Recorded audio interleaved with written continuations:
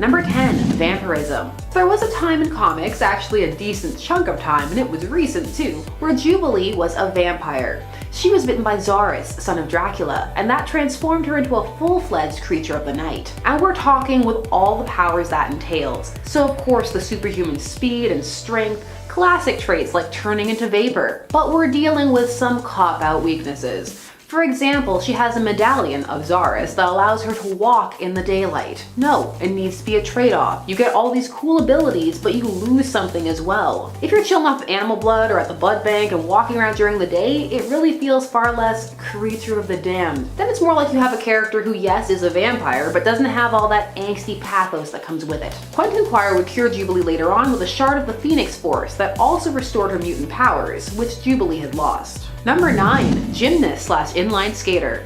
Now, are those powers? No, they're innate abilities. She trained to be able to do these things, but they've actually been largely forgotten. Jubilee being a gymnast was at one point a huge part of her backstory, but over the years it has faded a bit. The inline skating in particular was used as a way to make her hip and cool with the youth. Greetings, fellow kids. This was because her function was largely to be relatable. In that fashion, she was often lumped into sidekick territory, even with her power set. For example, she was fused with Robin in the Amalgam universe to create Sparrow. And she would also fall head over heels for Robin Tim Drake in their Versus series. Hip and relatable. Let's go with them all. Number 8. Stroke powers. Now, Jubilee can do much more with her powers than just put on a fancy light show, even though she was doing that at the mall early on at the start when she first meets the X-Men. No, apparently Jubilee can also cause you to have a stroke by detonating a precision spark of plasmoids in your brain. This can then simulate the effects of a stroke. Firstly, absolutely terrifying. Secondly, how exactly? This is kind of tied to Jubilee's power expansion as the years have gone on. Jubilee has been rendered more and more powerful, almost as a direct take that to people who claim she is a useless member of the team. Number 7. Energy absorption. So Jubilee can absorb the energy she exerts back into herself. Why is this on here? Well, it's because it's very much a no-brainer kind of course. Her own energy wouldn't hurt her. That would be very awful and sad, like being allergic to water. It's really only worth noting if she can absorb other people's energy. Then that's a whole kinetic energy trade-off. Number 6. Abscissa. So here we're dealing with an alternate timeline on Earth 92352. In this world, Jubilee was captured by Mojo and brought to the Big Crunch, which was to be the collapse of the universe, which would then be followed by another Big Bang. She was a slave to Mojo in trade for him not disrupting the universe's cycle. Her powers here were a little different. She didn't seem to have her standard plasmoids, and instead could whip the chains on her costume and bind them in loops around other people. She had loops, and it was very BDSM. Is that a power or a skill? Well, I mean, if gymnastics is on here, so can whipping chains. Number 5. Team X Vertigo. To yet another world in the multiverse we go. This time for a Jubilee who could manifest several light-based daggers. This was putting her abilities in the realm of creating solid constructs she could fight with. She was also wearing a costume that led to her codename Vertigo. She was part of a resistance movement against Majestrix Alana, the daughter of Charles Xavier and Shi'ar leader Landra. Here Jubilee could also turn invisible. So here her powers were much more like Dazzlers than her standard power set. It just goes to show that some mutants have powers that can be interpreted a variety of ways. Number 4. X-Men Animated. So the 90s X-Men is largely responsible for the perception of Jubilee as ineffectually shooting fireworks at things, especially Sentinels. Her powers here would regularly just bounce off of people. The Blob even described them as tickling. So she was used more for a distraction than anything. And this is the Jubilee that many flash to when they think of the character. Great show and nothing wrong with Jubilee in it, but definitely not a powerhouse. And that's okay. Your team needs levels. Number 3. Wondra. So Jubilee was one of the mutants who was depowered after M-Day. You know, no more mutants, end of House of M fallout. Jubilee was devastated at the loss of her powers, and would end up replacing them with a suit that gave her, in a way more powers, or at least different powers than she had before.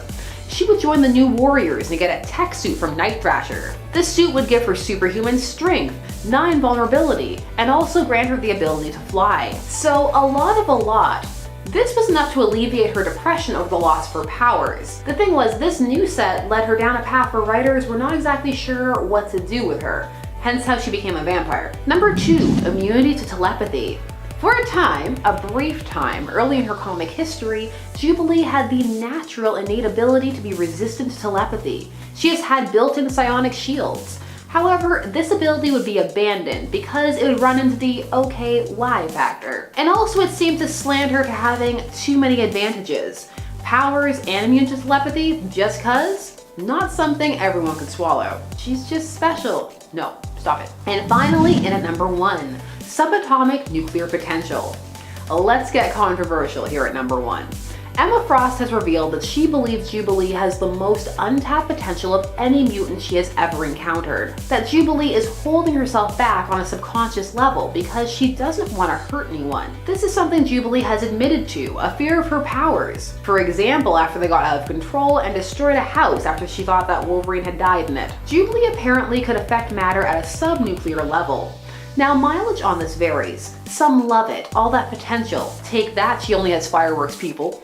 While others feel it's too much. Calm down, it's okay if not every mutant is approaching Omega level. Some feel that the power scales are sliding too far in the powerful direction. What do you think? Let me know down below. Starting us off in at number 10, he is resistant to hypnosis. The Super Soldier Serum gives Cap immunity towards specific toxins and accelerates his metabolism, but it also gives him resistance to hypnosis, which is really cool, except for the fact that the resistance to hypnosis is kind of moot in a few ways when you're incredibly vulnerable to manipulation in the first place, and that is something that Cap definitely is. Now before you Cap fans get upset over this, it's true. Cap has on numerous occasions been incredibly susceptible and responsive to manipulation. He's been manipulated into doing things for Hydra and other foes on several occasions. Hell, a version of Steve was going around shouting "Hail Hydra" in 2017's Secret Empire after all, guys. I know it wasn't the real Steve Rogers or the 616 Steve Rogers, but come on. Look at how he was manipulated by Hydra when they covertly were running S.H.I.E.L.D. to secretly do their bidding in the MCU. Yeah, ultimately Rogers just wants to serve the greater good, but sometimes he can be naive about it. I mean, it's not totally a bad quality to have, to see the good in everybody and want to trust people. And at number 9, Cap Wolf. Captain America can become a werewolf, or at least he has become a werewolf in the past. He briefly had werewolf powers in 1992 during a 6-part story arc titled Man and Wolf in Captain America issue 402. In the woods outside of Massachusetts, X-Men member Wolverine finds a dead body, so he calls Cap in for assistance. While investigating, Steve ends up uncovering a town containing a bunch of lycanthropes, and of course, in the process, he himself is transformed into a werewolf. It's Cap Wolf, a vicious superhero with all the powers of Captain America and all the powers of a werewolf. Despite it not sticking, this wasn't the only time that a Captain America has become a werewolf. Sam Wilson would experience a similar situation years later while operating under the mantle. It's kind of fun. Moving on to number 8, his musical abilities. Okay, so this one is a little silly, and it's an almost ability, sort of. Back in 1985, we almost added Broadway musical star to the list of things that Captain America has done. Cap was meant to have his own musical with an estimated budget of $4 million. The concept actually sounds a little amazing. Also, this was outside of the comics, guys. The story would have followed Steve Rogers suffering through a midlife crisis, lulz, then running off on a mission to rescue his girlfriend from a terrorist who kidnapped her. As you can imagine, a lot of people thought it was a terrible idea. Needless to say, nothing came from this idea aside from a poster advertising it in comic books, looking for girls aged 10 to 14 for the cast to play what was described as Cap's special friend.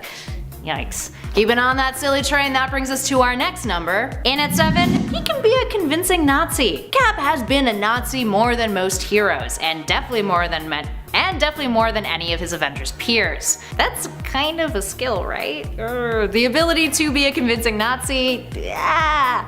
Aside from Secret Empire in 2017, the whole thing was a different Steve Rogers, it's a long story. Cap has also raised his fascist flag in 1965 and in 1979. The former was in Tales of Suspense, issue 67, and the latter in Captain America, issue 234. Both times he snapped out of it though before the conclusion of the story. So, not a permanent Nazi, but Nazi for a day. Eeeh. Still bad. Speaking of bad, in at number 6, super racism. Captain America used to be quite racist back in the 40s, as in he literally used to go around shouting, I quote, "White America is a strong America." Wow. Now this is very much a product of the wartime comics, where comics were largely used as propaganda even before the US entered into the fray of World War II. Cap and other heroes, including DC's Superman and Batman, found themselves saying pretty terrible things and doing pretty terrible things with other races and cultures, including the Japanese and the Chinese, who were largely targets in pop culture culture media at that time. So why is this on a powers list? Because characters the likes of Captain America have great influence over their readers, especially considering he is such an important patriotic symbol. What he does in his panels matter. While this is obviously no longer the case, Cap is anything but racist these days, it is still a startling panel to see. Up next, number 5, the power of preach. It is undeniable that Captain America is a gifted orator. There's a reason why he's often in a leadership position. Dude is really good at motivating and inspiring people. It's kind of his whole shtick, considering his superhero persona in the first place. Let's quickly count down some of the more inspirational speeches of his over the years. In the MCU, there's the whole Price of Freedom speech in Captain America the Winter Soldier. He gave a powerful speech when turning down the presidency in the comics in Captain America issue 250. He even finds himself filming PSAs for high schools about detention, as seen in the MCU Spider-Man film. And then there's the whole whatever it takes speech in Endgame. Hell, even the Ultimate Universe Cap can give a good speech, although a mildly rude and offensive one. He went on a tangent about how the A on his helmet didn't stand for France after he was advised to surrender. Regardless of what it is he's saying, Cap can command a room, and can compel almost anyone's attention with his gift of the gab. Moving on to number 4, super accuracy. Once upon a time in Captain America Comics issue 3, the 3rd issue of his solo series that began in the 40s, Steve Rogers threw a sharp dinosaur bone at a foe and impaled him, murdering him. I mean, it was 1941, so a lot of stuff like this slipped under the radar prior to the Comics Code Authority. Ah, the golden age of comics. Anywho, the story takes place in a museum as Cap and Bucky attempt to stop 2 small-time robbers from thieving. The dude he kills is a guy named Lenny. He's a petty henchman who probably did not deserve to die, especially in that way. Regardless, that is some damn good accuracy, impaling the kid right through the heart with that bone. It's almost impressive if it wasn't so homicidal. Speaking of using objects to kill people, in at number 3, he can get homicidal with a shield. Steve Rogers has quite the bloody track record. Clearly. Aside from using dinosaur bones to impale lowly criminals, he's also used his shield to murder people too. So wholesome. I mean, it is kind of impressive though, isn't it? I mean, sure, it's made of vibranium, but using an object like that effectively to commit homicide is definitely a skill, right? Right. Anyway, Cap used his shield to help out superhero Union Jack when Jack's brother, Baron Blood, a vampire if the name didn't give it away, went on a rampage. Cap found himself having to permanently take care of the problem by decapitating him with his shield as Union Jack looked on, and as Baron Blood clawed at his chest too, to boot. Moving on to number 2, the Battle Van. You've heard of the Batmobile, the Quinjet, the Hell Cycle, you name it, but have you heard of the Battle Van? Aside from having a bit of a lackluster name, the Battle Van is more commonly known as Captain America's van, which isn't much better, is it? A product of the 80s, this rad custom-built van, a Chevy nonetheless, was a nondescript vehicle designed by Wakandans for Cap. I mean, I get it, it's really good when you're trying to be low-key, but it kinda looks like he just stole the mystery machine from Scooby-Doo and then spray painted it one color to avoid getting caught. Those dang kids. The van can actually change colors, might I add, but whatever. It can basically function as a base on the go for Cap. It has a mount for his motorcycle at the back because, you know, one vehicle wasn't enough, and even has a little cot if he feels like nap time. Oh. It is worth noting that an alternate reality version of Cap from Earth 600043 actually uses this van religiously, which is pretty great. And finally, in at number 1, he cannot get drunk. Because of Cap's incredibly fast metabolism, thanks to the super soldier serum, he has an immunity to a lot of things. The serum prevents the buildup of fatigue poisons in his muscles, his body is resistant to gases and hypnosis like we mentioned, and he has an immunity to alcohol, meaning he can never get drunk. Often his resistance to alcohol is played up as a joke in the comics or his cinematic appearances, but in a way, that kinda sucks, doesn't it? I mean, not saying that you need to get drunk at a party to have fun, but having the option to choose would be nice at least. He's not the only superhero who suffers from this ailment either. Deadpool has a similar problem thanks to his boosted regenerative healing factor. Number 10. Playing sports with himself. So the Flash will sometimes use his abilities to entertain others. And well, sometimes that can get a little silly. So in the story The Flash of Two Worlds from 1961, the Flash ends up visiting Earth 2, and he meets the Golden Age Flash. This is after he vibrates his molecules in a way that he has never done before, hence introducing the world to the concept of the multiverse in comics. Something that would change everything. That's all legit. What we're here to talk about is how at an orphan's benefit at the start of the story, before he vanishes, he entertains an auditorium full of kids by playing tennis with himself. Now, of course the Flash could do this, but how entertaining for the kids would it be? Wouldn't he be moving too fast to really see? It would be like that race from the boys, just over in a blip. But you're just glad to be there, cause the Flash, hooray. Number 9. The Flash can change his appearance. So this is an ability that the Flash used in the Silver Age, so we're talking about Barry Allen, as he is the Silver Age Flash. He used to be able to reshape his molecules, cause super speed. And he would even be able to reshape and mold his face like putty, which was a very useful ability, but one that kinda takes him outside his whole speed gimmick. Fastest man alive, also able to move his face. A hero who can look like anyone to infiltrate areas is a much different vibe than someone who's just super fast. Also, that type of ability tends to be more applied to villains, since it is more clandestine, and that can more easily be used for villainy. Superman was also able to do this at one point, but only on a rare occurrence.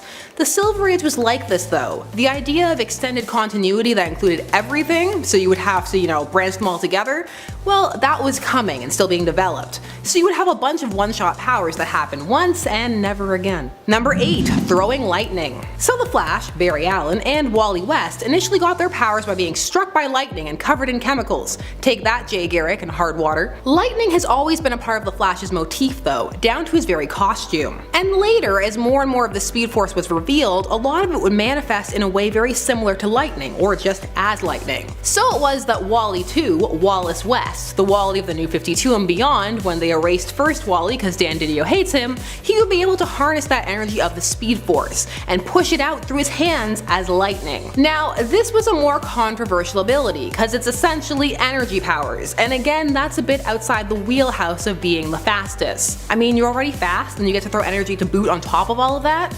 That's a lot. For some, it was too much. Also, for some, anything Wallace did was too much.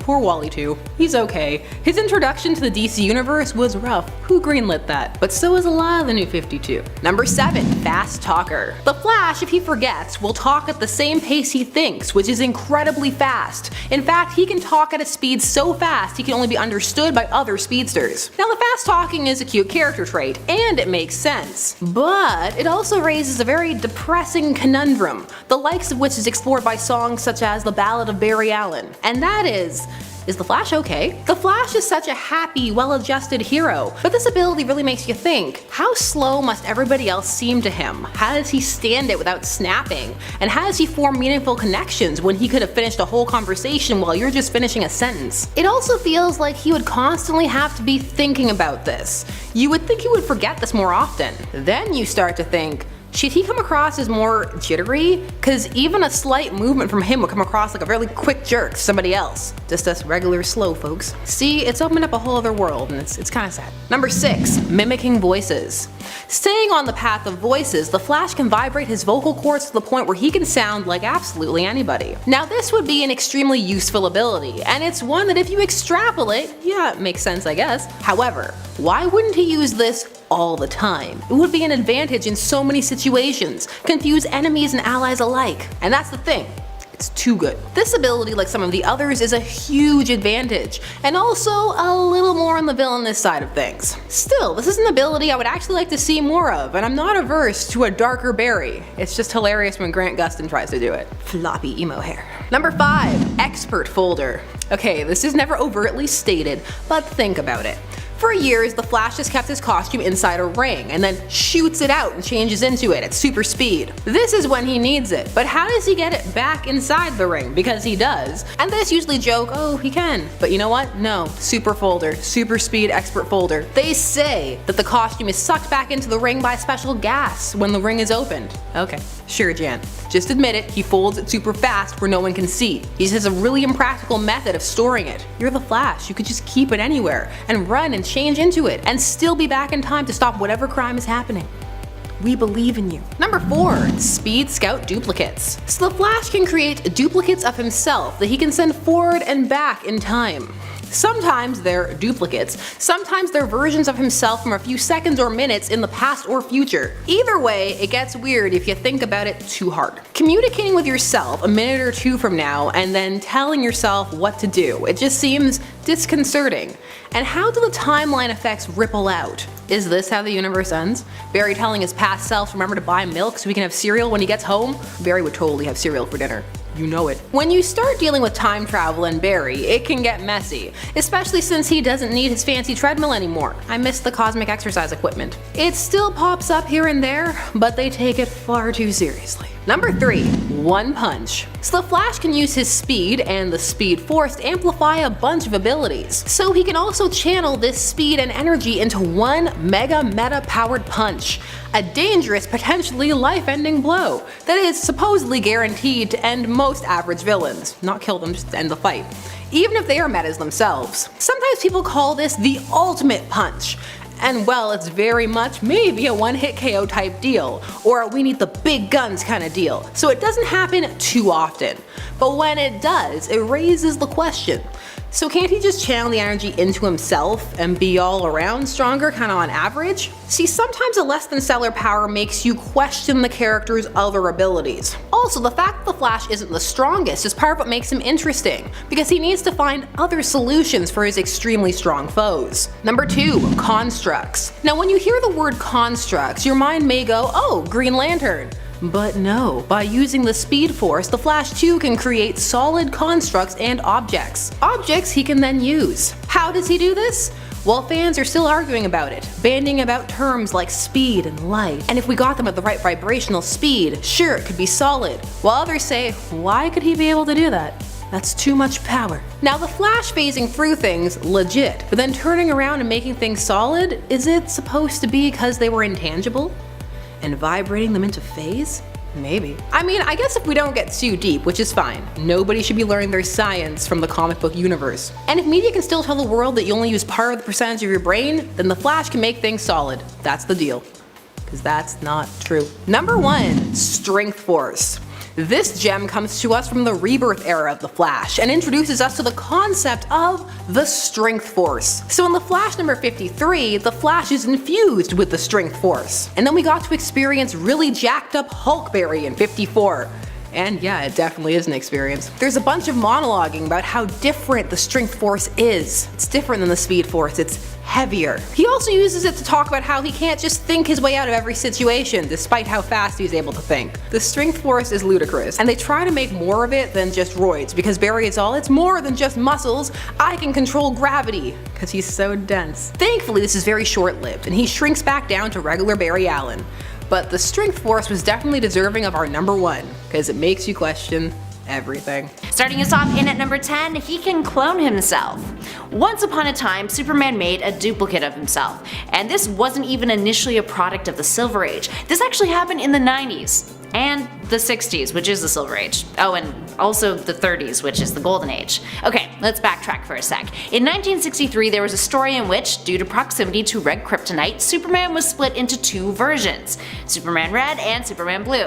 Now this happened when Superman is hooked up to a brain machine, which accidentally duplicates him.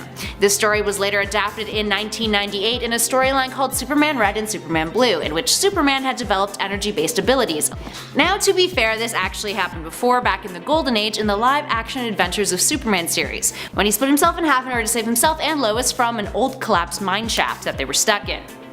But still, that was 1938, we can give them some leeway. The 90s though?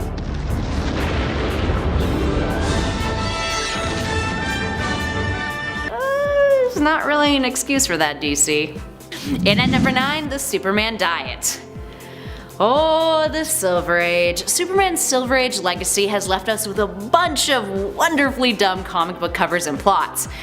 Case in point, this issue of Action Comics number 454, in which Superman is shoveling burgers into his mouth while shouting in between bites, "More burgers! Keep them coming or I'll starve to death!" He's also hunched over like he's taking a dump on a camping trip in the forest. It's pretty great. So what exactly is going on here? In multiple iterations of the superhero, the Man of Steel has stated that he receives all the energy he needs from the sun rather than needing food for sustenance. It's thanks to his Kryptonian physiology. But sometimes he eats to fit in, or just because he wants to. And in this case, we see him in need of more energy thanks to Toyman siphoning off his strength. Not only did this weaken Superman, but he felt like he was starving, hence eating all of those burgers as a means of countering Toyman's device. While this power hasn't officially been retconned, it sure has not been revisited.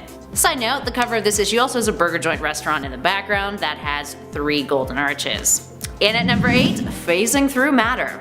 In The Death of Superman, a story arc some of you know I have serious beef with, Superman and Doomsday punch each other to death and a whole ridiculous story arc is spawned from it, inevitably ruining the concept of death in comics. Let's leave it at that for now. Years later, in Superman issue 175, the Man of Steel found himself coming face to face with Doomsday yet again. And what does he do? He phases through Doomsday's punches. Come on, DC, what the hell? Apparently this is a similar ability to what the Flash has, where he moves so fast and vibrates his molecules so that he can phase through objects and individuals. The real kicker though? Superman possessed phasing powers back in 1958 in an episode of Adventures of Superman. Guess DC just ignored that altogether. Guess they can just create powers when necessary and take them away when they want to turn a profit. Sorry, getting a little salty over here. Let's move on to something a little bit more lighthearted. In at number 7, Super Imagination. Unfortunately, this is not what it sounds like. Super Imagination was the name given to an ability of Clark's that was initially called Telescopic Vision. This occurred thanks to a reprint of a story that appeared in Superman Annual Issue 2. So what exactly is Super Imagination? It's his ability to look back through time. And his use of it was even more absurd. Superman used his super imagination to send a giant ape named Titano, who shot kryptonite from its eyes, back to prehistoric times. He also created special lead sunglasses for the ape so he would stop shooting kryptonite out of his eyes. That was a sentence. Moving on to number 6, Telekinesis. During John Byrne's run on Superman, the Man of Steel had a new power added to his roster. Telekinesis, the ability to move things with his mind. Now, according to the creative, this enabled Superman's ability to fly. Apparently, Superman flying was a form of self-telekinesis in which an invisible force field engulfed him and caused him to float. In addition to this, the telekinesis power also apparently explained his invulnerability, somehow. As if that wasn't bad enough, the concept was adopted by the 1987 film adaptation Superman 4: The Quest for Peace. A telekinetic beam shoots out of the hero's eyes, lifting people off of the ground. He then uses it to repair the Great Wall of China. To be fair, that Sego Superman film adaptations gave him a slew of really odd powers that generally faded into obscurity altogether, so wouldn't think much of it. Moving on to number 5, Telepathy. In a 1947 issue of Superman, number 45, Clark finds himself going up against aliens called the Collectors in a story titled The Case of the Living Trophies. Now, this alien race's whole shtick is collecting notable people, which apparently includes Lois Lane, so naturally Superman seeks them out and investigates all of their disappearances. He ends up getting captured by the Collectors but uses telepathy in order to force his captor to free him, communicating with this alien without even uttering a word. Apparently this is something all Kryptonians can do, according to the second appearance of this ability in the Lois and Clark television series. Speaking of this wacky comic issue though, that brings us to our next number. And at 4, he can shapeshift. If you thought busting out telepathy powers was something special, hold up, because Superman outdoes himself with another power in that very same issue. After Superman breaks free of his captivity, he shapeshifts into a collector himself, and it's actually really kind of scary how he does it. He impersonates them, tricks the other collectors, and then rescues their human captives and uses a dimension traveling device to return home. How the hell did he shapeshift? Why hasn't he used this power before? And why did he never use it again? Well, I think we can all assume the answer to that last question, since this is the only time he has ever pulled that stunt. Up next, my personal favorite on this list, in at 3, super dancing. Oh. In the 1979 Superman Family issue 196, in a story titled Private Life of Clark Kent, Super Disco Fever, Clark is taken to a disco club forcefully by his fan club. It is worth noting that this fan club is a Clark Kent fan club, not a Superman fan club, the product of him being a news anchor at the Daily Planet building for the WGBS TV flagship television station. While judging a dance contest, he discovers that the bar is about to be bombed thanks to his X-ray vision. So what does he do? He decides to bust out some kick-ass disco moves, which vibrates the floor enough to damage the explosives trigger mechanism. The best part is, as he's shaking his booty, which it quite literally says on panel, we get to read his thought bubbles that state, "I saw enough of dancing before to pick up the basics." So apparently this is the first time that Clark has ever done any disco moves, and he's amazing, and the crowd's like, oh my god, and he saves the day. Oh, gotta love the Private Life of Clark Kent stories. So good. Up next at number 2, Mini Superman. Once upon a time, in Superman issue 125, the Man of Steel exhibited a particularly ridiculous and extremely memorable superpower that is so very characteristic of the Silver Age of comic books. In a story titled Superman's New Power, Superman encounters a strange alien ship that explodes on contact with him. His powers are altered, with all but flight and invulnerability removed. All of his other powers are replaced with an ability that lets him shoot out a miniature version of himself, called a Superman proxy, out of his fingers. Thus begins a crazy plot in which Superman starts to use his mini-me to do all of the hard work while he enjoys the perks of being a superhero. If this wasn't silly enough, the story takes it one step further, with Superman actually becoming jealous of his Superman proxy, who was starting to get all of the press attention. What? So what does Superman do? The only thing he can do. He lets the proxy sacrifice itself when a group of criminals try to kill Superman with a chunk of kryptonite. And with his mini-me dead, all of his regular powers return. This was an actual story, published in 1958. And last but not least, in at number 1, the Kryptonian healing coma. I am sorry, I had to. You know how earlier on we mentioned that whole phasing ability that managed to make the absurdity of the Death of Superman arc even totally more absurd? Well, this is how the Death of Superman arc was actually resolved. DC didn't kill off the Man of Steel, rather he just looked dead. Yeah, he had fallen into something coined as a Kryptonian coma, a healing coma that only Kryptonians are capable of, which can nurture them back to health even if they're near death. Of course, this outraged fans, and me, who called DC out on their story arc that clearly was trying to capitalize on hype and turn a profit, and inevitably ruin the concept of death in comic books. I promise I won't rant about it any more than that. In at number 10, manipulation of iron blood content. As much as I adore the original X-Men films from the early 2000s, this power is one that gets a bit of an eye roller. In the second of the series, X2 X-Men United, Sir Ian McKellen's Magneto is locked up in a nifty plastic and glass prison. Since, you know, if it was metal, he would have been out of there ages ago. So in order to orchestrate his big escape, he has Mystique inject a guard who works at the prison with liquid iron. Apparently she injects him with enough of the stuff that when he comes to do his patrol duty over the Master of Magnetism's cell, Eric is able to physically remove that liquid from his body, siphoning it out in order to use it to aid in his flight. It seems a tad silly, doesn't it? According to the comics though, this was actually unnecessary. In Magneto Dark Seduction issue 3, Magneto is able to manipulate the regular levels of iron in the human body if he focuses hard enough, causing one's blood flow to reverse and immobilize his victims. He uses this little trick on the Avengers, but like a few other numbers on our list, it's a move that makes him unnecessarily overpowered. Dude is already an Omega level mutant with an awesome amount of power. After all, manipulating people's bodies at will is just a tad extra, isn't it? And at number 9, Telepathic Resistance. Considering his biggest foe over the years is the powerful psychic Charles Xavier, this little power of Eric's sure does come in handy, and makes for some interesting story conflict when it's come up in the panels. The reason this lands on our list though is because of the continuity of this power over the years. Sometimes Magneto's telepathic resistance is attributed to his helmet. Other times, it's a resistance that Magneto seemingly has developed naturally. The latter can be seen in the Uncanny X-Men comics. Magneto once meditated so hard that he created a mental block that prevented Emma Frost, another powerful psychic mutant, from reading his mind in close proximity to him.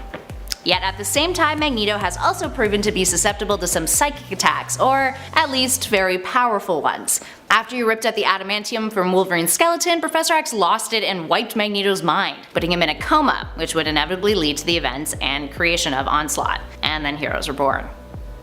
It was a fun time. Moving on to number 8, he can wield Thors Hammer.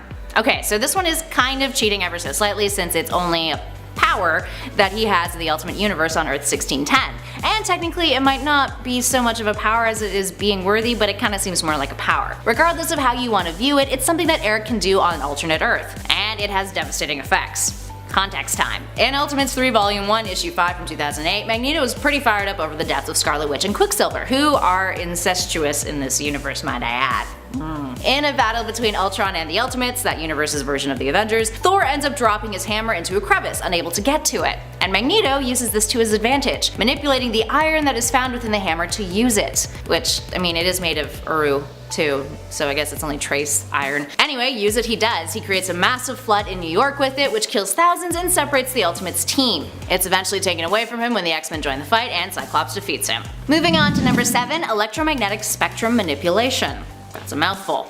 If being able to concentrate hard enough to manipulate the iron in his foes' bodies wasn't enough, Magneto can also manipulate the electromagnetic field. This means he can control radio waves, X-rays, gamma rays, microwaves, and ultraviolet waves. He once used this power to divert radiation from a nuclear blast. He has also used it to induce mental effects, like in Uncanny X-Men Volume 1 Issue 304. After the death of Ileana Rasputin, Magneto and his acolytes decide to crash her funeral, but not to fight. Instead, Magneto uses his abilities to control their motor functions by freezing their neural conductivity. He was experiencing a bit of a power boost at the time, might I add. This basically froze the X-Men in place so Magneto could have his moment to shine and give a big ol' evil speech. Overall, it's a really great issue to read if you're a Magneto fan. But this power of his kinda makes him OP, doesn't it? Now, to be fair, it does require a great deal of energy and takes a massive toll on him physically whenever he exerts this power, but it's still a hell of a lot of power. Moving on to number 6, Electromagnetic Sight. Because of his ability to manipulate energy on the electromagnetic spectrum, Magneto also has something called electromagnetic sight. Essentially, he can visually perceive the world beyond normal sight, beyond the spectrum of visible light. He can see the electromagnetic aura that all living beings give off. This is where the whole Magneto Protocols thing comes from. Because he's seen as a threat, a network of satellites was placed low in Earth's orbit, used as a cautionary tool in order to skew the Earth's electromagnetic field and prevent the Master of Magnetism from using his powers on the planet itself. I mean, that just pissed him off more, so he unleashed a planet-wide EMP that disabled basically every electronic device on the planet within a very short period of time. I mean, one hell of an FU, that's for sure. Moving on to number 5, invisibility. Sort of. The control over the electromagnetic spectrum gives Magneto the ability to become invisible. While it's kind of scientifically questionable in the real world because of Magneto's control over electromagnetic pulses and that the extent of his powers reach all the way down to photons, he can basically turn invisible by warping visible light around his body. This is something he does in Vision and the Scarlet Witch issue 4 from 1983, and you guessed it, never really exhibited this ability much after that. Wonder why? So in other words, he's able to make it look like he's invisible. It's more of an eye trick than anything else. But you can definitely imagine how that would come in handy. And at number 4, Astral Projection. Okay, so I feel like everyone and their grandma in the Marvel Universe can astral project. Hulk can astral project. Every single mutant with some amount of psychic ability can astral project. And of course, Magneto can astral project. This has been chopped up to his grand mental power and will. And electromagnetic abilities, of course. In X-Men Volume 1 Issue 6, Magneto and his rival Charles Xavier come across Namor and are trying to figure out whether the Submariner is a mutant or not. Magneto wants to recruit him to the Brotherhood of Evil Mutants. The comic literally begins with both men separately contemplating whether or not Namor is a mutant, which is kind of hilarious. Anyway, Magneto gives the recruitment efforts a go by astral projecting to travel under the ocean. Convenient. Xavier also astral projects and of course runs into Magneto's astral projection and shenanigans occur. Kinda sounds like the setup to a sitcom episode, doesn't it? Anyway, all that comes of it is Namor is like, I'm impressed by your lair, Magneto, but then is like, yikes, you're an Magneto, and after a kerfuffle he retreats back to the ocean. Magneto's astral projection powers kind of disappeared after that, but later returned in X-Men The Hidden Years after Magneto found himself in a bit of a pickle. So he astral projected in a scheme to trick people into thinking that he was dead and the projection was actually his ghost, using this as a means of having others attack the X-Men for him.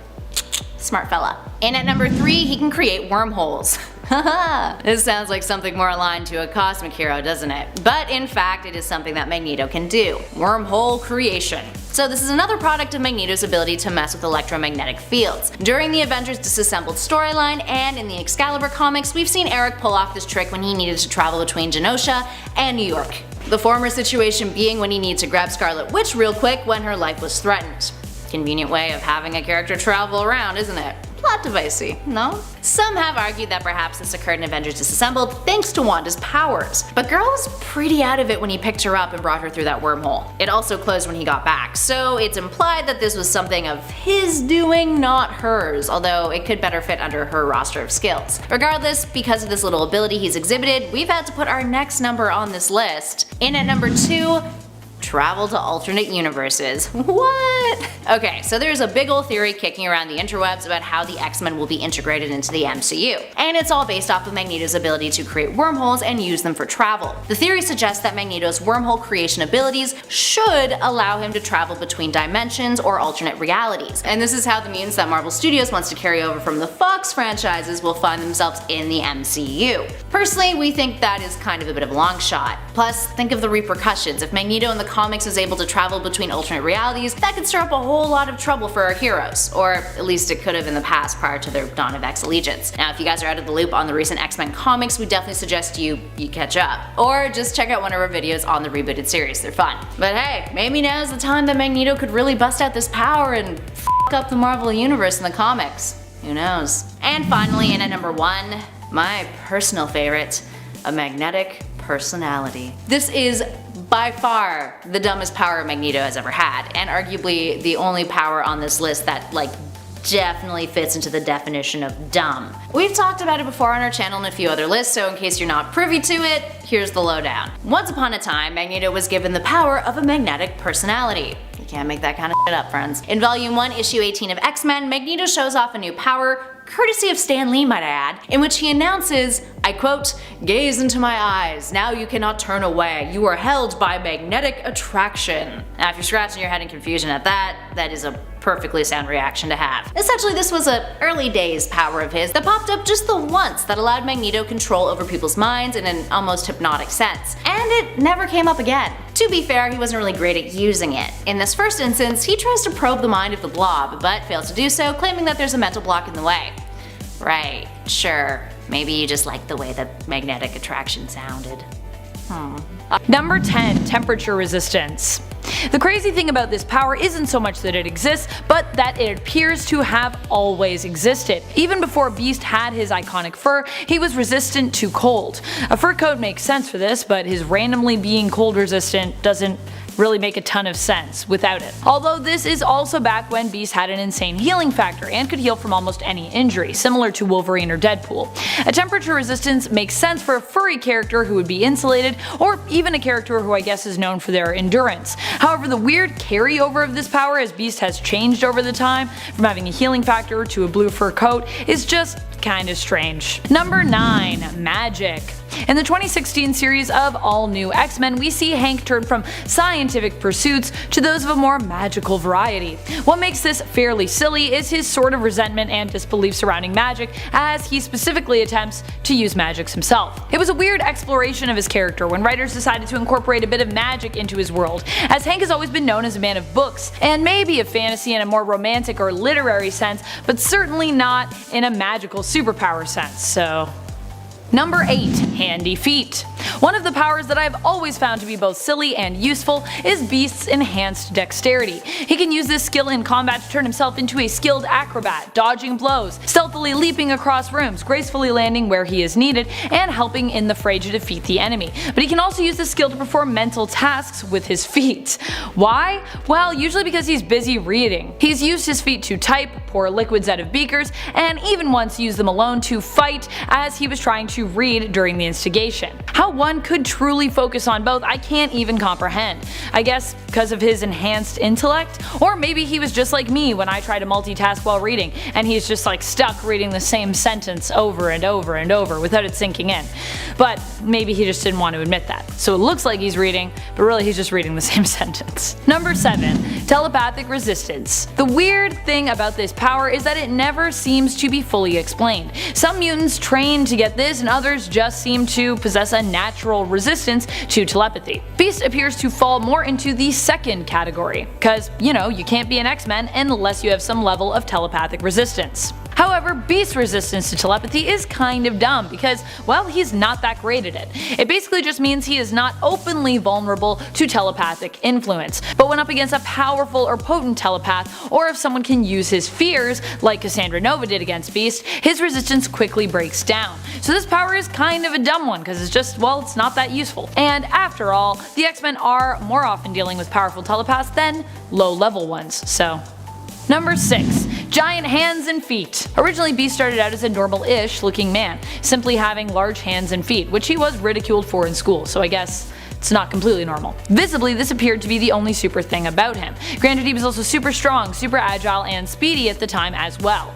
He also had that advanced intellect that we love. But while looking mostly normal, this weird feature that seemed to come along with his mutation and powers was an odd one.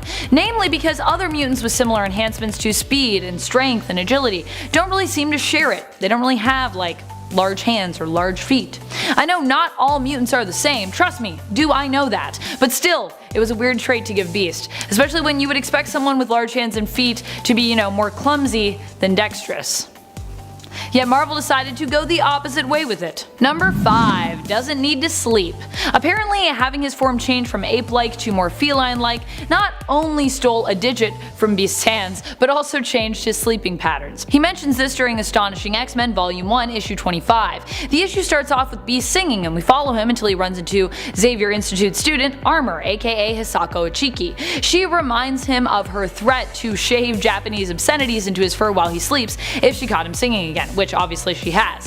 Hank answers the threat by sharing with Hisako that he no longer really needs more than 2 hours of sleep a night. What? This might be a useful one for being pulled into a fight in the middle of the night or needing to keep watch, but it also just seems like such a random superpower to have as a byproduct of an outward change of physical appearance. Yeah, that's right, Beast micronaps apparently. He's got some small sleeping skills. Strange. Especially considering many cats that I've interacted with seem to be pretty sleepy creatures, so this doesn't really make a lot of sense to me. Number 4. Minor pheromone manipulation. Sometimes heroes have powers that we really get to see in action, and these are the powers that always blow me away. For Hank, one such power is his ability to secrete pheromones which make members of the opposite sex become attracted to him. While it has been mentioned in a copy of the official handbook of the Marvel Universe X-Men edition from 2004, we have yet to see Hank really utilize it. He has had a fairly active love life, and Abigail Brand, who has been a longtime love of his, has even expressed an interest in starting a family. But it's more likely that it is simply Beast's personality and soft blue fur that have caused women to just fall for him, not his use of pheromone power. Unless there's something we don't know, and Beast is maybe just like a master manipulator. He's just secreting pheromones all the time and that's why it all happens. Oh my goodness. I'm not ready for that revelation. It'd be weird. Number 3. Secondary mutation. This is apparently the power and ability that we have to blame, which has caused Hank so many changes over the years. He developed a secondary mutation as a result of consuming his serum, which he sought to protect from being stolen, and this caused him to mutate more, and caused him to enhance his mutation permanently. Long term, it is suspected that this has continued to affect the evolution of his mutation, causing him actually to also continue to change and awakening within Hank recessive genes in his DNA, which have caused him to revert to a more animal-like appearance. He's like a two-way evolution, embodying the strengths of those we evolved from and the advancements of the modern man, shown by his advanced intellect. This becomes in and of itself a little bit silly, though, when you realize that it means he went from ape to cat because of this. So I guess who knows where to next, because I would think, maybe cat then ape. Ape is like all the way at the back, right? I don't know. Someone that studied evolution, let us know in the comments. Number 2. Claws and fangs. This addition to Beast's physique definitely makes sense as it came with the change of his appearance into a more beast-like and ape-like state. But it's still, it's kinda ridiculous. Mostly because Beast doesn't really use either of these things. The juxtaposition of his calm and curious nature with his beast-like physique and features makes a lot of Beast-related powers and assets feel kind of misplaced. Or I guess just wasted, because he doesn't really like to connect with them or utilize them that much. The same can be said about his long claws and features, which typically end up as just ornamental and used by writers to make Beast feel like even more of an outcast than he already does. Which is sad. I want him to just feel good about his appearance. I guess sometimes he does, but sometimes he doesn't. And he wants to cure himself, and I'm like, no, I'm conflicted. Number 1. Animal instinct. Hank might view this trait as a weakness, oddly enough, but I would argue that it's not a weakness because it makes him stronger. It makes him do things he would not normally think to do. It makes him hesitate less. He would likely be able to apprehend more villains than not, catching them off guard with his sheer strength and speed and focus. He also might kill them, but they'd be stopped at least. But Hank fears his animal side, which alienates him from it and causes any instincts he taps into to be rebuked as opposed to embraced. Really, I think he just needs to take a page out of Wolverine's book. Tap into his instincts and let go a little bit more. Facing his fears would only make him stronger, I think, and eventually give him more control over a power that could be better utilized. Number 10. Immune to mystical attacks. When you're a superhero, you need to be prepared for pretty much anything. There are a wide array of different types types of villains that can come your way. This of course includes magic. So T'Challa worked to find a way to render himself immune to mystical attacks as a way to deal with Doctor Doom. Cause one must never forget that Doctor Doom is a master of science and magic, for he is Doom, and he doesn't discriminate. He has no time for science versus magic pettiness. So T'Challa got an alchemical upgrade that made him able to detect, hide from, and be impervious to mystical attack. Now mileage on this varies. For some it's cool. He saw a problem and a weakness and he solved it. But for others it's like, well, isn't this like when you're playing on the playground and the kid is like, nuh-uh, you can't hit me because suddenly I have immunity. T'Challa can already do a lot, so for some this was overkill. Number 9, Reanimate the Dead.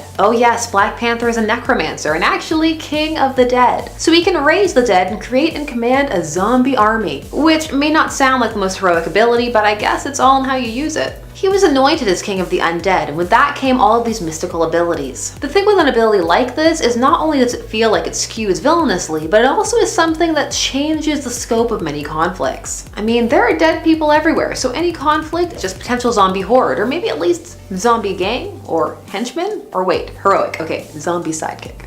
Number 8, Humanoid Panther. Earth X is one of the well-remembered alternate universe Marvel stories, a dystopian world where a mutagenic virus has run rampant, courtesy of, you guessed it, Reed Richards. The way these mutations manifested varied, but in Black Panther's case, he became a panther. A human panther. Panther Man. Cat Man.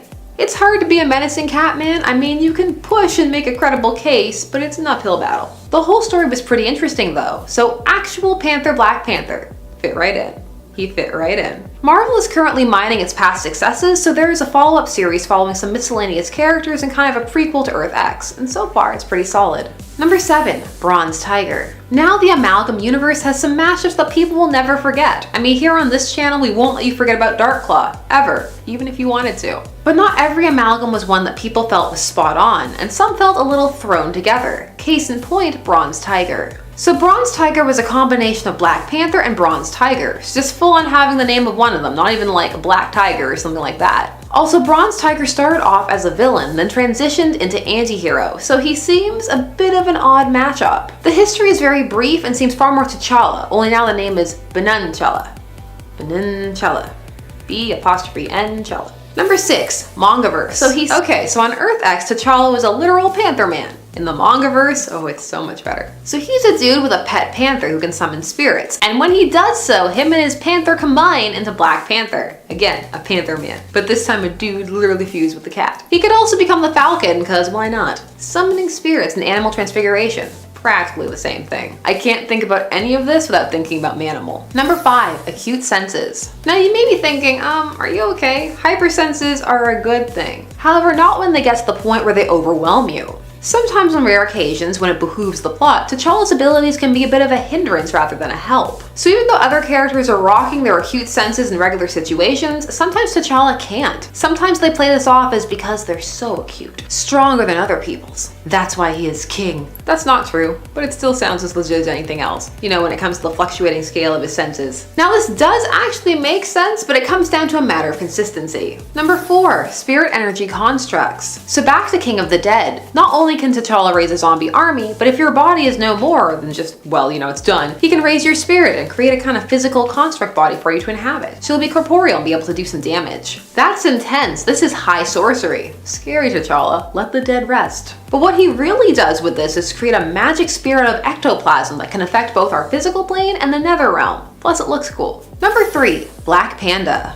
Welcome back to the world of Peter Porker, the spectacular Spider-Ham, world of quirky Looney Tunes-esque characters and plenty of animal puns. If you love those two things, then this book is for you. On this universe, instead of Black Panther, we have Black Panda, and he doesn't appear too often, but has all the abilities of Black Panther, or at least that's what it seems like. But he's all cute and chippy-fied and looks a little bit like Mickey Mouse. Kinda, sorta, a smidge. Either way, Black Panda is super cute. Number 2, Ghost Panther. The Infinity Warps universe. More amalgams, but this time with other characters within the Marvel universe. So here we have a fusion of Black Panther and Ghost Rider, specifically Johnny Blaze. Here we have a young T'Challa who is arrogant and rebellious and exiled from Wakanda after getting in some beef with his dad. So he went to America where he met Jericho Simpson, who became his new mentor and renamed him Johnny Blaze. Just cuz. He took up stunt work. But then while doing a stunt, he felt his father dying, which broke his concentration, so he died too. Then he was revived and offered Ghost Rider's powers. I mean, just cuz. He He wasn't down for it at first, but accepted when it gave him the opportunity to take on his father's killers. Number 1.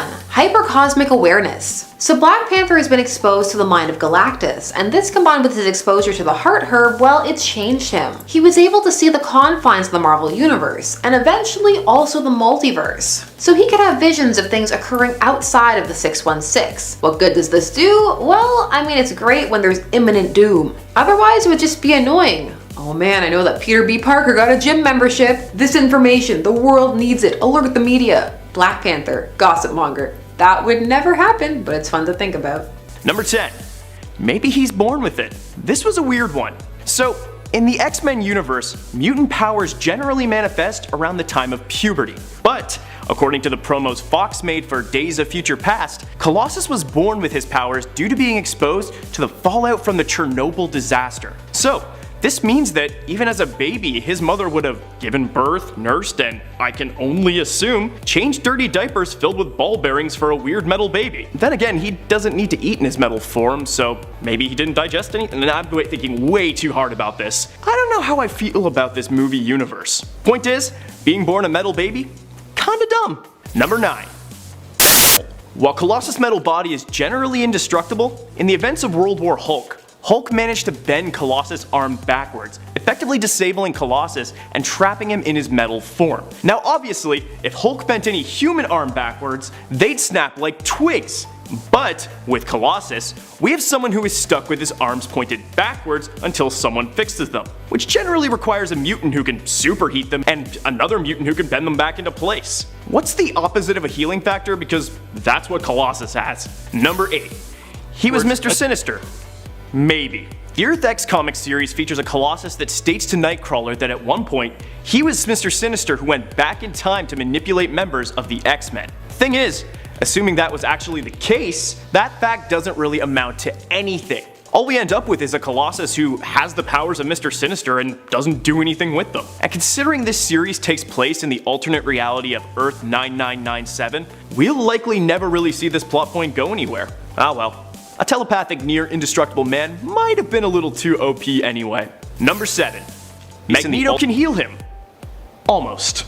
In Uncanny X-Men number 212, after being injured by Riptide, Colossus succumbs to his injuries and collapses to the ground, while still stuck in his metal state. Rogue offers to absorb his powers and change him back to a human, but does not, as the shock of his injuries might kill him. Magneto, a temporary ally of the X-Men at the time, proceeds to attempt to heal Colossus, and while he is successful at repairing his injuries, the process leaves Colossus paralyzed, which renders Colossus' primary ability kind of obnoxious for any healthcare professional, especially considering Magneto isn't usually on his side. So let's hope no one hurts Colossus too bad. Speaking of which, number 6. Movie Colossus needs to breathe.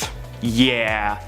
Look, I am not gonna gripe with what is unquestionably one of the most fun comic book movies probably ever, but there is a weird moment in Deadpool where Angel Dust chokes Colossus and it works. So the movie Colossus has all these powers to turn everything on him into metal, including his gentlemanly bits, yet his lungs remain organic? Kinda weird, especially since Colossus has been used in the comics as a go-to guy when there's no oxygen available. Bizarre choice, but hey, it's a comedy, so let's not take this too seriously. We'll just hope that he doesn't smoke.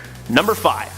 Weaker metal eyes. While Colossus is able to turn the entirety of his body into a near indestructible metal, the same cannot be said for his eyes. While they do turn into metal, they don't turn into the same kind of metal, so they're a highly vulnerable pressure point for him. And they've been used to disable him, like his fight with Sam Wilson in Ultimate Nightmare number 5, who, after being grabbed by Colossus, decides to poke him in the eyes. Not exactly a great weakness for a guy who likes to pick stuff up.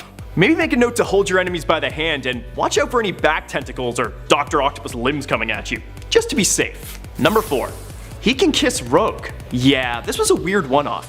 So, in X-Men number 100, in a lull between the relationships Rogue and Colossus had with other characters, a romantic moment occurred between the two which led to a sweet kiss. And as any Rogue fan should know, this almost always leads to pretty bad results. But this time, nothing happened, which you would think, hey, this is perfect. Someone can be with Rogue risk-free. But this never really amounts to anything, which is a shame, because they're a cute couple. Alas, their love is never meant to be. Rest in peace, Rogue Colossus. Number 3. Full metal body, full human strength. So, in Ultimate X-Men 94, it's revealed that initially, Colossus did not possess super strength when turning into his metal form. As a result, he couldn't move, making him nothing more than a strange statue. So, to fix this problem, Colossus starts taking Banshee, a substance that acts as something of a steroid for mutants. The problem is, this turned Colossus into a drug addict, which, as anyone will tell you, is really not good. Thankfully, Colossus retained his powers after he stopped using Banshee, so he no longer has any motivation to be an addict, but this is a pretty crummy superpower when you consider what he has to do to make it functional. Good thing he didn't get his powers as a baby in this universe. Number 2. He gets taller. Look, being tall is great. Speaking as a perfectly even 6-foot man, there is no downside to being above average height. That said, when you cross that threshold from 6'4" to literally anything higher, life becomes tremendously inconvenient. Peter Rasputin is already 6'6", a height that already puts him in contention with most door frames. But when transforming, he grows nearly another foot. That man can never stand comfortably in a basement ever. Of course, maybe I'm biased, but as someone who's tried living in a downstairs apartment, I can say most weren't designed with tall people in mind. But hey, at least he's not Apache Chief. Number 1. Being a metal man in a series where your main villain is Magneto. Look, for most intents and purposes, Colossus's powers are awesome, but the problem is, he exists in a universe with this guy, which makes him a complete liability when what is arguably the most famous X-Men villain decides to show up. Kinda makes all that super strength and bulletproof body a bit unusable when the guy you're up against can bend, warp, and literally pin you to a wall with nothing more than a wave of his hand. Doesn't it? He might have been better off staying a villain. At least then he'd cross Magneto less often. Oh well, I still love you, Clossy. Number 10. Empathy. Empathic powers tend to flounder when they are on their own, hence in the superhero world you will often find them paired with other abilities. For example, while empathy may be a large part of Raven's abilities, it is not the only part. She can also influence emotion, and also her soul self and whole host of demonic abilities. All of this is cause if you just have empathic abilities, you run into the Deanna Troi situation. I'm sensing hostility, Captain. Now, knowing someone's emotional state would be an asset, but without even telepathy to back it up, you'd still be kind of guessing, like, are they mad because of what happened in your battle or negotiation, or because the store ran out of hazelnut milk? You don't know. Also, you can't just yell it out. Hold up, Titans, he's sad. It's a very I know something you don't know maybe kind of power. However, as soon as you partner up with something else, it goes up a whole other level. Number 9. Immortality. Now, being immortal doesn't always have the guarantee of coming with eternal youth, or lack of pain or disease, or even not being able to die. People just assume. But what if you're immortal and just becoming a prune? Or you get sick and then you're just sick forever, living as one massive tumor? Or you can still die painfully but then get resurrected again. This one, like before, needs some kind of backup. Super strength, youth, Lazarus pits, anything. And you still need to contend with the existential dread of losing all those you care about and your connection to humanity. If you feel like you can't keep up with music after like a decade, imagine keeping up with people and trends after a century. Full-time job. Could you stay good? Or do you think you'd get a little weird if you were immortal? Me? Full Louis de Pointe-de-Lac, cabin full of books. Life goals. Number 8. Precognition. Now, precognition sounds like a great ability. You can see the future and then you can change it. But no, think about it. Either way, you've been Cassandra'd. So, you see the future, and you change it. Well, that means the future is fluid. So how good was your prediction in the first place? Did you change it? Would it always have changed? Or the other option, the future is inevitable. No matter what you do, you are hurtling towards that timeline. Heck, maybe even you trying to change it sets it on that path. Great. Well, what good is knowing then? It is more useful if you can change things, but then you have to live in a world of all these shifting potentialities. I guess it would also depend on how strong the ability was. Like, what if you were seeing things you couldn't exactly place, like somebody brushing their teeth, but evilly, but with no other clues? Then someone might try to steal you, and that might set off a Civil War II or a Minority Report. It's a whole thing. More trouble than it's worth. Number 7. Color manipulation. So when we're talking about this, we're talking mostly about the Color Kid, who can change the color of any object at will. Now, cool for your career as an interior decorator extraordinaire, but for your crime-fighting career, less so. So, this character once used this to mask a MacGuffin so that the villain couldn't find it. But I mean, this is a stopgap measure. He also tripped someone, because he blended an object into the floor. So distraction at best, annoyance at worst. Now you could work this, but you'd have to be one think on your toes color manipulator. So many other careers. Children's entertainer, that would be another good one. Teach the young ones all about mixing colors. Number 6, omniscience. So omniscience sounds great, you know everything, but it tends to freeze a person in place a bit, enraptured by all the knowledge they have, especially if they have a certain chair. To quote Batman, I am never getting out of this chair. 3 Jokers, Joe Chill, sitting next to Green Lantern on a couch construct. Hal having to give Bruce his ring to will himself out of the knowledge chair is still one of the most hilarious things ever. Also, you can kind of plan for everything if you know everything, so it also gets a bit less interesting on that front narratively as well. This is why, with rare exceptions, this tends to be a fleeting ability, and then the hero is left trying to grasp at all the straws of the knowledge they once had. Also, it tends to be shown as pushing the heroes away from their heroic natures, for knowledge is power and absolute power corrupts, absolutely. Number 5, organ rearrangement. Now this is great in battle. Someone's going in for a kill shot, just relocate your heart or whatever needs to be relocated because you know, they're coming at you. But the question is, how quickly does this happen? Is this organ teleportation or more like the slow progressive slog of it through your body? Can you feel it? That'd be really gross if you could. However, when else do you need this? I mean, aside from pranking purposes, terrify your friends and family. Where's your heart? How are you alive? Surprise, ma, I'm a mutant. The thing for characters who have this ability is it usually isn't brought up until absolutely necessary, so you can get a bit of Deus Ex organ rearrangement. Number 4, charisma. But charisma is not a power, you say. Some people are just charming. But in the comic book world, some people are more than charming. They may have magnetic personalities or other abilities that make them appealing to others, sometimes pheromones. The thing with this ability is it puts you in a position where you have to question their interactions, like, do these people like them because they're nice? Or is it because there's some sort of influence going on? It veers pretty far into the realm of manipulation if used that way, and far away from heroic territory. And then you end up with Star Fox. Never go full Star Fox, because essentially then you've just gone Purple Man. Just let people have baseline charisma, that's fine. Average charm can feel like a superpower anyway. Number 3, power rings. Now the power ring is a fantastic weapon, and one that is immensely powerful. I mean, with it the limits are literally only one's imagination. However, sometimes the constructs can get a little silly.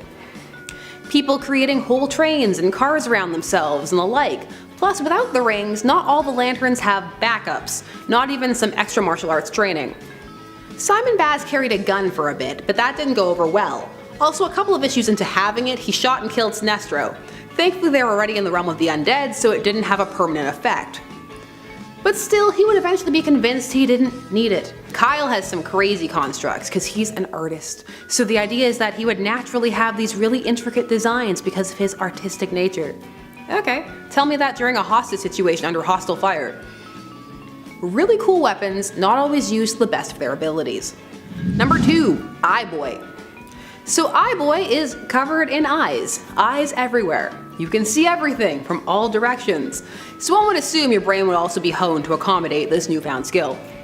But also, you'd be so vulnerable. All over, so many places for people to poke. And they don't even have to come for you. You could just fall over, smushed. This, however, is a huge surveillance advantage, but you have to make sure your eye person doesn't get rushed into combat, or it could go very poorly very quickly. Now for Eye Boy, they amped up these powers, gave the poor kid a break, and he can see more than just the average human with all of these eyes. He can see things like magic and people's personalities, so it's like an extra perception on top of just having more eyes. Aura tracking, just a whole host of things, to make up for what would otherwise be just being 10-eyed man but all over your body. And number 1, niceness vibes. Feel the vibe, man. This was an ability particularly highlighted by the 3rd Gold Star, who just wanted the universe to be a kind and decent place, which made him the arch enemy of Lobo, and the two would regularly get into dust-ups. Goldstar was even drawn to be the opposite of Lobo. He can encourage people to be nice because he emits niceness vibes. but they most certainly do not work on the main man. Goldstar would routinely get his butt handed to him because the writers did not like him and were just waiting for the day that he would kind of fade into obscurity, which isn't very nice. See, his vibes don't work at all. Number 10, Martian Manhunter and Fire. Now, I'm not gonna lie, I am also not the biggest fan of fire either, and I would absolutely hate being set on fire for so many reasons. But for such a powerful hero who can shapeshift at a molecular level, change his entire genetic makeup to let him pass through solid objects, withstand ferocious attacks, or bend light waves around his body, it just seems a little silly, right? Not to mention that he comes from Mars, otherwise known as the Red Planet or the Fire Star. So why is this one of his biggest weaknesses? Well, long before Martian Manhunter even existed, a race of aliens known as the Burning caused some serious damage with fire in order to create their offspring, which, needless to say, people weren't too happy about. After the Guardians of the Universe separated the offspring into the White Martians and the Green Martians, they were all imbued with a congenital pyrophobia, aka a fear of fire. So it kind of makes sense why he's so afraid of it. Not only does it physically hurt him, but it also scrambles his most prized weapon of all, his mind. This fear and weakness is so intense that when he's exposed to flame, he has the capacity to self-destruct, either combusting into bits or dissolving into rivers of Martian liquid. Want to know more about the Martian Manhunter? Well then check him out in his first appearance in 1986's Justice League of America, number 255. Number 9, The Flash and Being Too Fast. At first, I've gotta say this one confused me so much because that's kind of the Flash's whole thing, right? Well, when it comes to Barry Allen, his speed might be his greatest strength, but being too fast puts his life in mortal danger. In Crisis on Infinite Earths, we see the Flash use his super speed to thwart the Anti-Monitor's evil plan, but the speed vortex he creates to stop the villain's antimatter cannon from firing is so fast that it sweeps the Flash away along with it. He ends up being stranded for 23 years in the Speed Force, you know, that mystical energy field that gives all the speedsters their powers, and spends that whole time running and trying to figure out how to get back. Basically, what happened is that Barry ran way too fast for his body to handle and he atomized himself. Thought to be dead by his closest friends, including Wally West, who took up the Flash mantle in his absence, Barry's apparent death was a huge shock for everyone, and also entirely his own fault. Check out more of the Flash for yourself, starting with his first appearance in 1956's Showcase, number 4. Number 8, Power Girl and Raw Materials. You'd think that being weak to kryptonite would be their only weakness, considering how easy it seemed for people to get their hands on it. But Kara Zor-El from Earth 2 actually had another pretty big weakness at one point. They were vulnerable to unprocessed natural materials such as branches and rocks for a short while. This also includes stone, dirt, and sand. Basically anything that can be found on Earth that isn't man-made. In Peter David's Supergirl Volume 4 number 16, she gets knocked to the ground and impaled by a pretty big tree branch, which in her defense would put anyone on the ground. Supergirl helps yank out the branch, and with this weirdly sociopathic smile on her face, she asked, "What, are you vulnerable to wood?" It took a second, but after she was no longer in pain, she replied, "Worse, to any raw, unprocessed natural materials. So, sticks and stones really can break my bones." God, dumb joke and even dumber weakness. Check her out for yourself in her first appearance in 2011's Flashpoint Volume 2, number 5. Number 7, Adam Strange and Forced Deportation.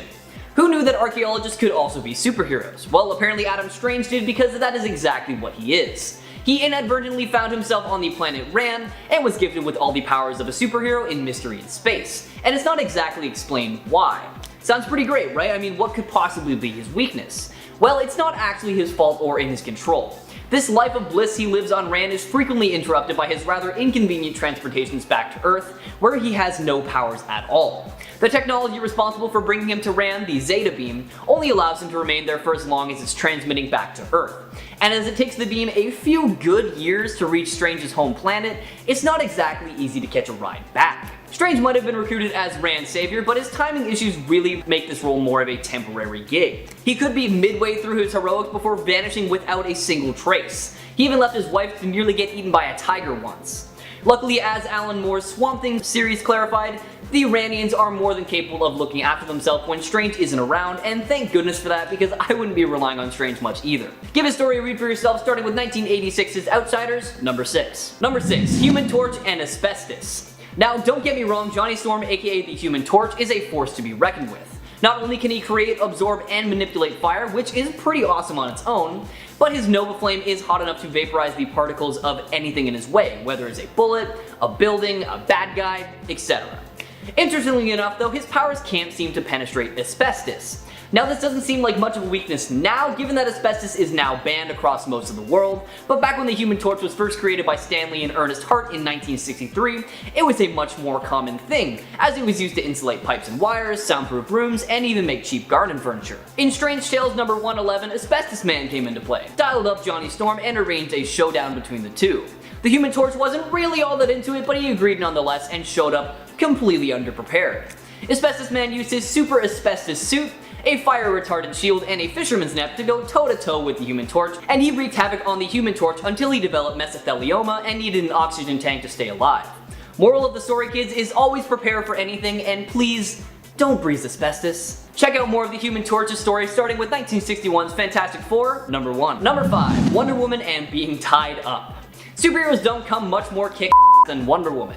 She's an extremely skilled warrior with enough power to take on the gods and win, and she's shown time and time again that she can hold her own in the world of comic book heroes. However, the Golden Age Wonder Woman was bound by an interesting Amazonian rule that really did not work in her favor. Known as Aphrodite's Law, it states that when an Amazon girl permits a man to chain her bracelets of submission together, she becomes weak as other women in a man-ruled world. This gender-specific weakness lasted from Wonder Woman's debut in 1942 right through to the mid-80s, when DC finally retconned this out for good. This weakness is less literal than metaphorical, meant to demonstrate Marston's argument that women are only vulnerable to men when they choose to be. But still, I am very glad that this was gotten rid of for good. Check out Wonder Woman more for yourself, starting with her first appearance in 1942's All-Star Comics, Volume 1, Number 8. Number 4, Gladiator and Self-Confidence. Cal-Arc, aka Gladiator, is arguably one of the most powerful comic book heroes ever, gifted with planet-shattering strength, super speed, heat vision, frost breath, and a few psionic abilities as well.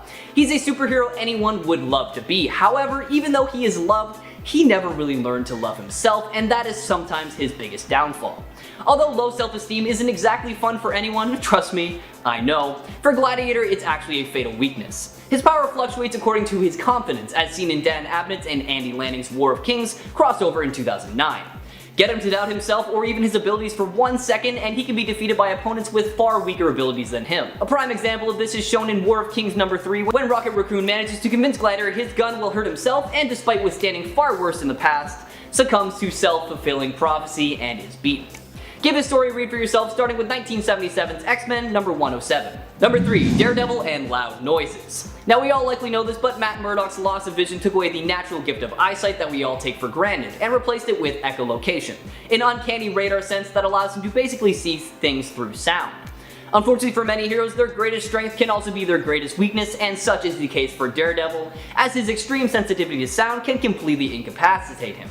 In Daredevil Volume 2 West Case Scenario, he is subjected to a high decibel ultrasound, 120 decibels to be exact, by the dastardly Purple Man, who knows his weapon is excruciating for a man of Daredevil's gift. Daredevil's head spins and he looks like a man under a sorcerer's spell, leaving him completely vulnerable to a follow-up attack. The same can actually be done using intense smells as well, since his sense of smell was also heightened after losing his eyesight.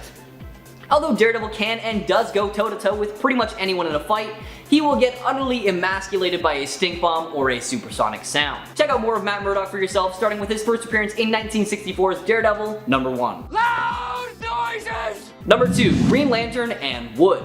If you're a bit confused, that is totally okay. This is not a weakness that is common across all of the Green Lanterns, it's specific to the very first Green Lantern, Alan Scott. Despite being armed with a magical ring and a spectrum of pretty much limitless powers, Scott seemed to have another fatal weakness other than the color yellow. He first realized that this might be a problem for him after he was hit in the face with a wooden log, and then after a series of wins and victory laps, Scott realized tree bark might be his potential undoing.